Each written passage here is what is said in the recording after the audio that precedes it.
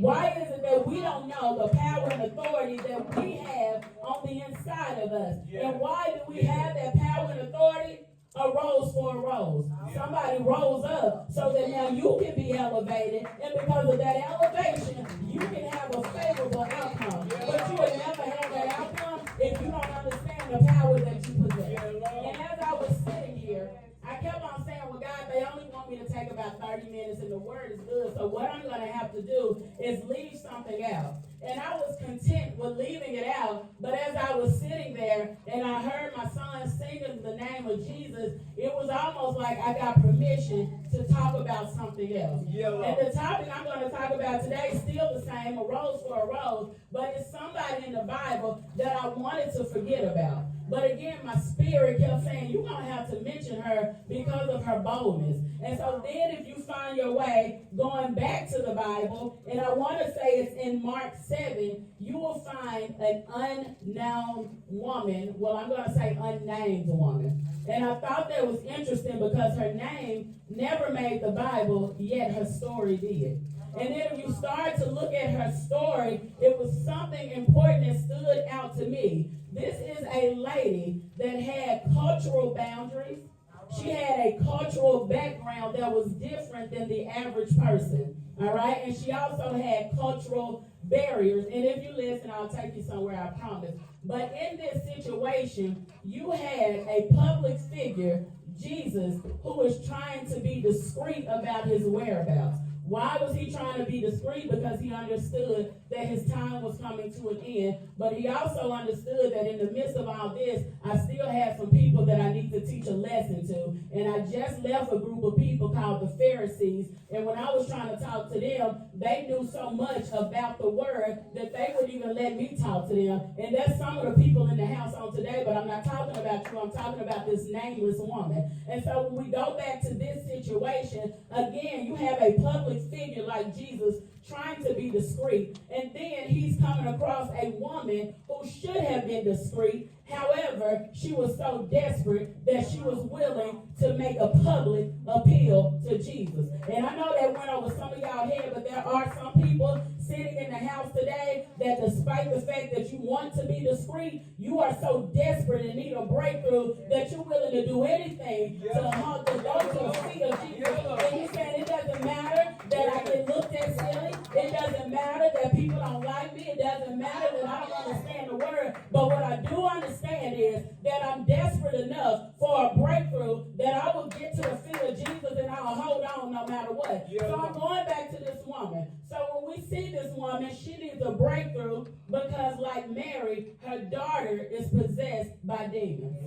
And she said to Jesus, I need a breakthrough. She's holding on to his feet. And this one is interesting because had she met Jesus with the expectations that some of us have on today, she would have missed her blessing. And why do I say that? Because a lot of us, we feel like when we go to the feet of Jesus and we ask him for something, he is supposed to give us the blessing. That's not the reality.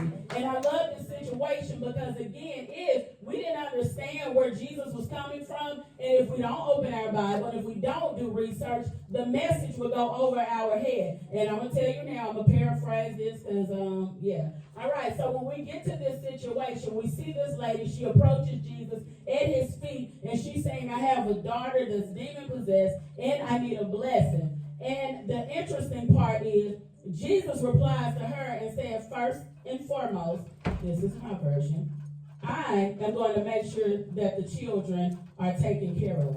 In other words, I'm going to make sure that the children get the bread. And then after that, he turns around and says something that's interesting. And like I said, had it been one of us, we would have missed our blessing because he turns around and asks her, why should I throw the bread to the dog? Why should I give the bread to the dog? And what I love about this lady is the fact that she did not take offense to the word dog, because what she understood is Jesus was using cultural colloquialism to make a point to her. And so I'm going to help you understand what he was saying. First and foremost, when he said children, he was referring to the Jews. When he said bread, he was referring to a blessing. And when he said dog, he was referring to those that were not Jews. Because the Bible tells us that this lady was a Greek. So he's turning around asking her, I hear your question. But my question to you is, why is it, should me as a father turn around and take my children's bread and give it to you so that you can give it to your child when you don't even believe in me? So hopefully y'all understand what is going on here. Again, he's saying, why should I take something that belongs to my child and give it to you when you don't even believe in me? And what I like about the lady is, again, she did not walk away. As a matter of fact, in my mind, she stood 10 toes down on business and looked back to Jesus and said something similar to, I hear everything you're saying, Jesus.